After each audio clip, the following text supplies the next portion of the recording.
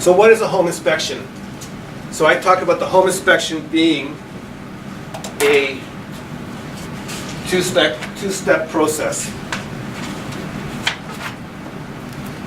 It's a thorough, comprehensive check of the house. And I say it's two-step because you go through the house once and you see, you look, you try to check, you try to understand, you try to observe. The other element to the inspection is what I call the analysis or the cause. So if you see, let's say, a stain, if you see something that's not quite right, you want to understand what the stain is. You see a stain in the corner. Is it because the window was left open when the rain came in? Is it because the roof's leaking? Is it because you have excessive humidity? Is it because there's a pet in the house? Is it because there's a party? So you want to know what the reason for the stain so you can understand what the issue is and if there's any remediation, any correction that's required.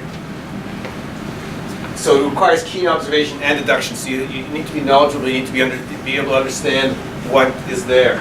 So the key thing is exhaustive visual examination of the building. And the key word here is visual. So in a home inspection, typical home inspection, you don't tear things apart, you don't go with a crowbar, you don't go with a hacksaw. You basically, it's a visual inspection. It's amazing how much you can see visually, but it's non-destructive. It's completely visual. And one of the key ways, the most reliable way to go through a home inspection is to do it system by system.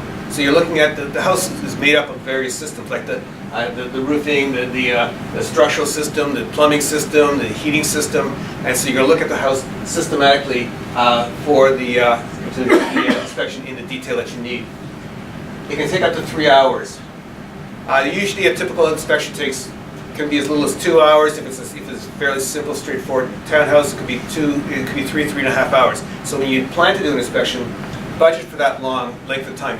Inspection should never be rushed. You should always have enough time to go through and take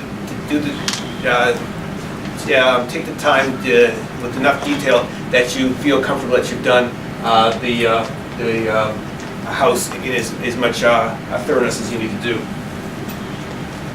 Once you've done the inspection, what do you get? Well, it tells you the physical condition of the house, the shape of the house, so you know physically what the condition is. So what's working, what's not working, what's about to fail, what's doing well. So it tells you the physical, shape of the house.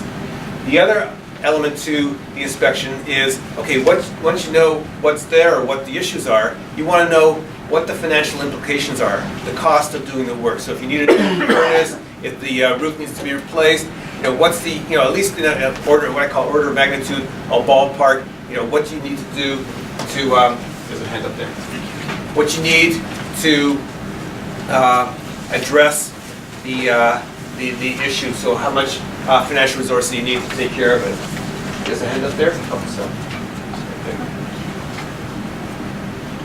And with that, information is power, so you can be able to make either an informed decision on whether or not to purchase the house, whether or not the financial or the physical condition of the house is acceptable, or if it's not acceptable, whether you have the financial resources to address and take care of it. Or if you own your home, your home is your major asset, and you come up with an asset management plan. Any property manager will know what an asset management plan is. Even as a homeowner, you're a property manager of your property, of your home. And so it tells you how to schedule, how to finance, how to anticipate, how to deal with future repairs and maintenance. So that's what a home inspection does, and it does, what you end up with.